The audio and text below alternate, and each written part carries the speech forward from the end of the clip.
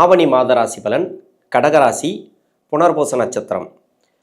இது குருவோட நட்சத்திரம். புனர்பூச நட்சத்திரம் 4ஆம் பாதம் மட்டுமே இந்த கடகராசியில் இருக்கிறதுனால புனர்பூச நட்சத்திரத்திற்கு தசா காலங்கள் 4 வருடங்கள் மட்டுமே தசா இருப்பு இருக்கும். அதனால் உங்களோட வயசுக்கு என்ன தசா புத்தி இருப்பு இருக்கோ அதை நீங்கள் எடுத்துக்கலாம். இது ஆவணி மாதத்தில் ராசிக்கு 2ஆம் இடத்துல, அதாவது கடகராசிக்கு 2ஆம் இடத்துல 2ஆம் அதிபதினு சொல்லக்கூடியவர் சூரிய பகவான் ஆட்சி பெற்று அமரக்கூடிய காலம். 3 நட்சத்திரங்களில் சூரிய பகவான் மக நட்சத்திரம், பூரம் நட்சத்திரம், உத்திரம் 1ஆம் பாதம், இந்த 3 நட்சத்திரங்களை இந்த மாதம் ஃபுல்லாகவே ஆவணி மாதத்தில் நகர்வுகள் இருக்கும், அதாவது ட்ராவல் பண்ணக்கூடிய காலம். ஆவணி மாதத்தில் ஆட்சி பெற்று அமரக்கூடிய சூரிய பகவான் முக்கூட்டு கிரகங்கள் அப்படின்னு சொல்லக்கூடிய சூரியன், புதன், சுக்கிரன், இந்த 3 கிரகமும் 2ஆம் இடத்துல இருக்குது. இந்த ராசிக்கு யோகாதிபதினு சொல்லக்கூடியவர். இது வரைக்கும் ராசியில் இருந்து, அதாவது ஆடி மாதம் ஃபுல்லாகவே ராசியில் இருந்து இந்த சூரிய பகவான் மனசஞ்சலங்களை கொடுத்துருக்கலாம். கடகராசிக்கு அஷ்டம சனி நடக்கக்கூடிய காலம். இந்த 3 நட்சத்திரங்களுக்கும், புனர்பூச நட்சத்திரம், பூச நட்சத்திரம், ஆயில நட்சத்திரம், 3 நட்சத்திரங்களுக்கும் அஷ்டம சனி நடக்குது.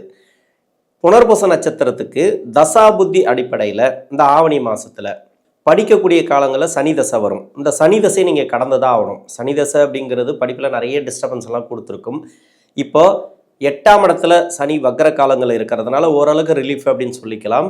அதுலேயும் ஆடி மாதத்தில் உங்களுக்கு நிறைய மனசஞ்சலங்கள் இருந்திருந்தால் இப்போ இருக்காது. இப்போ ஆவணி மாதத்தில் உங்களுக்கு எல்லாமே கிளியர் ஆகும். ஏற்கனவே சனீஸ்வர பகவான் 8ஆம் இடத்துல இருந்து நிறைய கஷ்டங்களை கொடுத்துட்டு வரார் மனசு ரீதியாக. அதெல்லாம் இப்போ இருக்காது, ஓரளவுக்கு கொஞ்சம் கண்ட்ரோல் ஆகும் அப்படின்னு சொல்லிக்கலாம். இந்த 2ஆம் இடத்துல இருக்கக்கூடிய சூரிய பகவானால். புதனும் 2ஆம் இடத்துல, விரையாதிபதினு சொல்லக்கூடியவர் புதன் 2ஆம் இடத்துல. இதே மாதத்தில் சுக்கிர பகவானும் பயிற்சி ஆகிறார், 3ஆம் இடத்துக்கு பயிற்சி ஆகிறார், நீசமாயிடுவார். உடல்நிலையில் இருந்து வந்த தொந்தரவுகள் விலகும். ஒரு சிலருக்கு மருத்துவம் சார்ந்து ட்ரீட்மெண்ட் எடுத்தீங்கன்னாக்கா அதெல்லாம் இந்த காலகட்டங்களில் இருக்காது. புதன் தசை நடக்கக்கூடிய நபர்கள், இந்த கடகராசியில் இருக்கக்கூடியவர்களுக்கு புதன் தசை நடப்பில் வந்துச்சுனாக்கா இது விரையாதிபதி தசை, 3ஆம் அதிபதி தசை, 3 கூட இவனோட தசை. இது இந்த தசைங்கிறது அவயோக தசை அப்படின்னு தான் சொல்லிக்கணும். இந்த ராசிக்கும் இந்த லக்னத்துக்கும் அவர் எந்த இடத்துல இருந்தாலும் சரி, உங்கள் சுய ஜாதகத்தில் 2ஆம் இடத்துல இருக்கிறார் கோச்சார ரீதியாக. 3ஆம் இடத்துல கேது பகவான் முயற்சி ஸ்தானத்தில், முயற்சி ஸ்தானாதிபதி 2ஆம் இடத்துல இருக்கிறதுனால குடும்பம் சார்ந்து பொருளாதார வளர்ச்சிகளை இந்த காலகட்டங்களில் கொடுக்கும். வேலை வாய்ப்பு உங்களுக்கு நல்லபடியாக கிடைக்கும் இந்த மாதத்தில். இது வரைக்கும் தடை தாமதங்களை நீங்கள் பார்த்துருந்தீங்கன்னாக்கா இந்த மாதத்தில் வேலை வாய்ப்பு கிடைக்கும். பொருளாதாரத்தில் நல்ல ஒரு வளர்ச்சி உண்டு. வெளிநாடு போய் படிக்கணும்னு நினைக்கக்கூடிய நபர்களுக்கும் மேல் படிப்புக்காக இது வரைக்கும் தடையாக இருந்தால் கூட அந்த தடை இருக்காது. மேல் படிப்புக்காக நீங்கள் வெளிநாடும் போகலாம். இங்கே மேல் படிப்பு நீங்கள் தொடரணும் அப்படின்னு நினச்சிங்கனாக்கா அதெல்லாம் இந்த காலகட்டங்களில் நடக்கும். புதிய வேலை வாய்ப்பு தேடக்கூடிய நபர்கள், இந்த புதிய வேலை வாய்ப்பு இது வரைக்கும் தேடி கிடைக்கல அப்படின்னாக்கா புதிய வேலை வாய்ப்புகளை உருவாக்கி கொடுக்கும். அஷ்டம சனி காலகட்டங்களில் நிறைய கம்பெனியெல்லாம் ஏறி இருப்பீங்க, எந்த கம்பெனிலையும் வேலை கிடைச்சிருக்காது. அந்த வேலை கிடைச்சா கூட அதில் நிம்மதி இருக்காது, சரியான ஊதியம் இருக்காது. உங்களுக்கு எல்லாமே ஆப்போசிட்டாக போயிருக்கும். நண்பர்கள் துரோகம், சொந்த பந்தங்கள் துரோகம் எல்லாமே இந்த அஷ்டம சனியில் நடந்திருக்கும். இந்த புதன் தசை நடக்கக்கூடிய நபர்களுக்கு புதன் தசை அப்படிங்கிறது மனசளவில் நிறைய பாதிக்கப்பட்டிருப்பீங்க, திருமண வாழ்க்கையில் நிறைய பாதிக்கப்பட்டிருப்பீங்க. அந்த திருமண வாழ்க்கையில் பாதிக்கப்பட்ட நபர்கள் இப்போ 2ஆம் இடத்துல ஆட்சி பெற்று இருக்கக்கூடிய சூரிய பகவான் நல்ல திருமண வாழ்க்கையை அமைச்சு கொடுப்பார். இப்போ திருமணத்துக்காக முயற்சி பண்ணுறீங்க அப்படின்னாக்கா இந்த மாதத்தில் ஒரு நல்ல ஒரு வெற்றி வாய்ப்புகளை பார்க்கலாம். முயற்சி ஸ்தானாதிபதியும் 2ஆம் இடத்துல இருக்கிறதுனால உங்களுக்கு வெற்றி வாய்ப்புகள் உண்டு. திருமணம் ரீதியாக வெற்றி வாய்ப்புகள் உண்டு. கணவன் மனைவிக்குள்ள கருத்து வேறுபாடுகள் இருந்துச்சுன்னா அதெல்லாம் இந்த காலகட்டங்களில் மாறும். நல்ல கிரக அமைப்புகள் அப்படின்னு சொல்லலாம். அஷ்டம சனி மட்டுமே உங்களுக்கு கஷ்டங்களை கொடுத்து கொண்டே இருக்கும். அதுவும் சனி வக்ர காலங்களில் இருக்கிறதுனால அந்த அளவுக்கு பெரிய கஷ்டங்களை கொடுக்காது. பெண்களுக்கு பார்த்தீங்கன்னாக்கா மன அழுத்தங்கள், இந்த அஷ்டம சனியில் சொல்ல முடியாத மன அழுத்தங்கள் இருந்திருப்பீங்க. சூரியன் ராசியில் இருக்கும்போது நிறைய மன அழுத்தங்கள் இருந்திருப்பீங்க. எண்ணங்களில் நல்ல ஒரு மாற்றம் இருக்கும், மன அழுத்தம் இருக்காது, வேலை சார்ந்து பாதிப்புகள் இருக்காது. வீட்டில் கூட நிறைய பிரச்சனைகளை சந்திச்சிருந்தீங்கன்னாக்கா அந்த பிரச்சனைகள் இந்த காலகட்டங்களில் இருக்காது. பெண்களுக்கு குறிப்பாக பார்த்தீங்கன்னாக்கா உடல்நிலையில் நிறைய தொந்தரவுகளாக இருந்திருக்கும் இந்த அஷ்டம சனி காலகட்டங்களில்.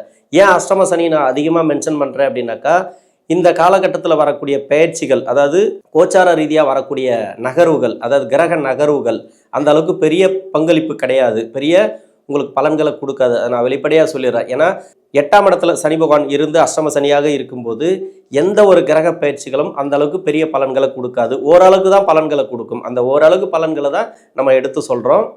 அதனால தான் இந்த அஷ்டம சனியை அடிக்கடிக்கு நான் மென்ஷன் பண்ணுறேன்.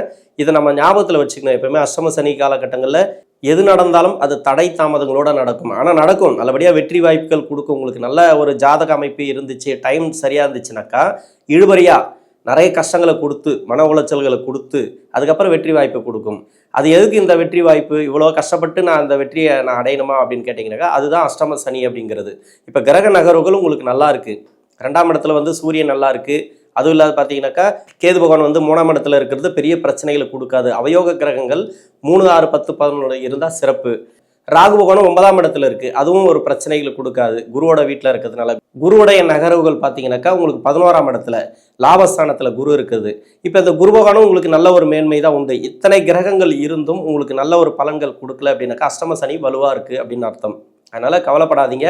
ஆண்டவனோட புண்ணியத்தில் எல்லாமே உங்களுக்கு நல்லா இருக்கும். கடகராசியில் இருக்கக்கூடிய நபர்களுக்கு நல்ல ஒரு வளர்ச்சி கொடுக்கும். இந்த காலகட்டங்களில் சூரிய பகவான் மட்டுமே பொருளாதாரத்தை சொல்லக்கூடிய கிரகம், குடும்ப வாழ்க்கையை சொல்லக்கூடிய கிரகம், 2ஆம் அதிபதினு சொல்லக்கூடியவர். இவர் நல்லா இருக்காரு அப்படின்றதுனால உங்களுக்கு எந்தவித பாதிப்பும் கிடையாது. நல்ல ஒரு வளர்ச்சியை பார்க்கலாம் இந்த ஆவணி மாதத்தை பொறுத்த வரைக்கும். கேது தசையில் இருக்கக்கூடிய நபர்கள் புதன் தசைக்கு என்ன பலன்களை சொன்னோம் அத்தனை பலன்கள் எடுத்துக்கலாம். ஆனால் கேது தசைக்கு நம்ம அப்படி சொல்ல முடியாது.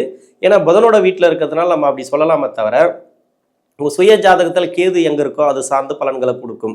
கேது பகவான் தசையில் உங்களுக்கு நிறைய மன அழுத்தங்கள், மனசார்ந்த பிரச்சனைகள், குறிப்பாக பெண்களுக்கு பார்த்தீங்கன்னாக்கா நிறைய மன நெருக்கடி, உடல்நலம் சார்ந்து நிறைய பிரச்சனைகள், ட்ரீட்மெண்ட் எடுக்கிறது, அடிக்கடி வந்து ஹாஸ்பிட்டல் போயிட்டு வர்றது, இது மாதிரியெல்லாம் நிறைய கொடுத்துருந்ததுனாக்கா நீங்கள் விநாயகர் கோயிலுக்கு போயிட்டு ஒரு அர்ச்சனை பண்ணீங்க, விநாயகர் கோயில் வழிபாடு நீங்கள் சிறப்பாக செஞ்சீங்கன்னாக்கா இந்த காலகட்டங்களில் ஒரு நல்ல ஒரு முன்னேற்றத்தை பார்க்கலாம் கேது தசையில் இருக்கக்கூடிய நபர்கள். ஏன்னா கேது அப்படிங்கிறது உங்கள் சுய ஜாதகத்தில் எங்கேருந்து தசை பண்ணுதுன்னு சொல்ல முடியாது. உங்கள் சுய ஜாதகம் தான் சொல்லணும். மற்ற கிரக அமைப்புகளுக்கு வந்து ஈஸியாக நம்ம பலன்களை சொல்லிடலாம். ராகுக்கும் கேதுவுக்கும் அந்த அளவுக்கு ஈஸியாக பலன்களை சொல்ல முடியாது. அது சுய ஜாதகத்தை பார்த்தா தான் சொல்ல முடியும். திருமணம் ரீதியாக நிறைய ப்ராப்ளத்தை கொடுத்துருக்கும். சுயதொழில் பாதிப்புகளை ஒரு சில பேர் கொடுத்துருக்கும். ஆனால் 2ஆம் இடத்துல வரக்கூடிய இந்த சூரிய பகவான் இருக்கக்கூடிய சூரிய பகவான் பார்த்தீங்கன்னாக்கா பொருளாதாரத்தில் நல்ல ஒரு வளர்ச்சி பார்க்கலாம்.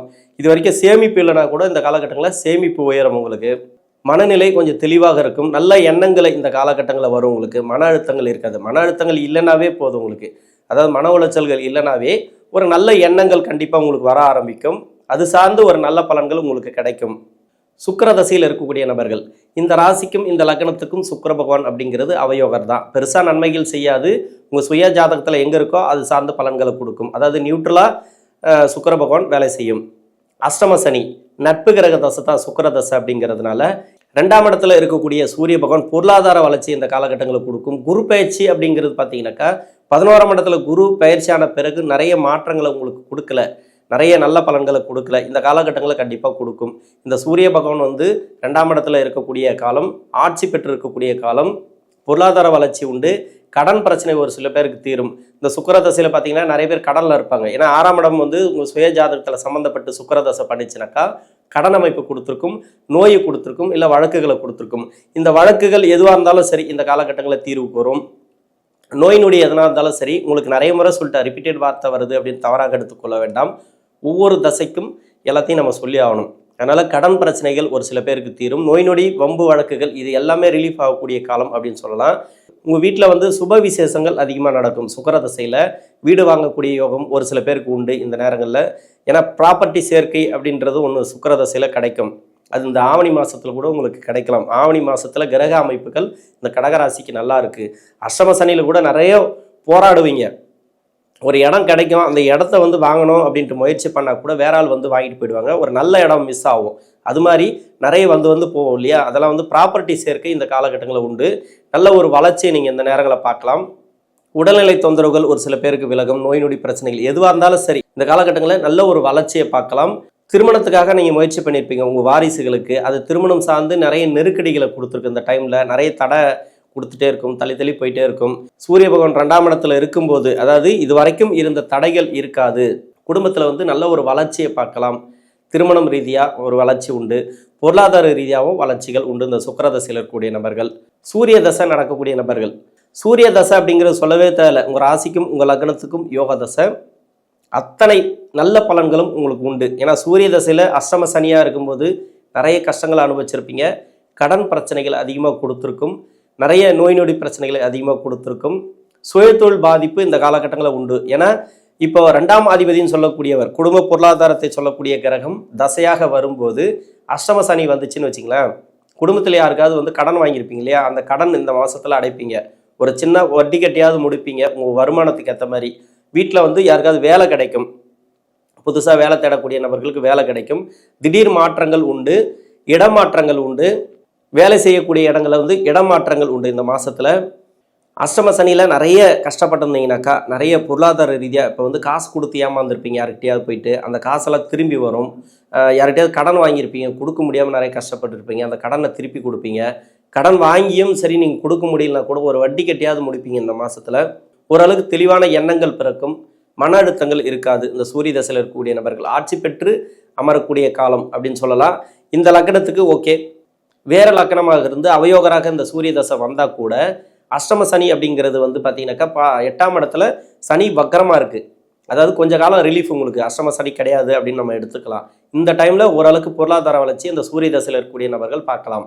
சந்திர தசை நடக்கக்கூடிய நபர்கள், ராசியாதிபதி தசை ராசியிலே இருந்து தசை பண்ணுற மாதிரி, இந்த ராசிக்கு ராசியிலே ஆட்சி பெற்று தசை நடத்துகிற மாதிரி சொல்லவே தேவையில்லை.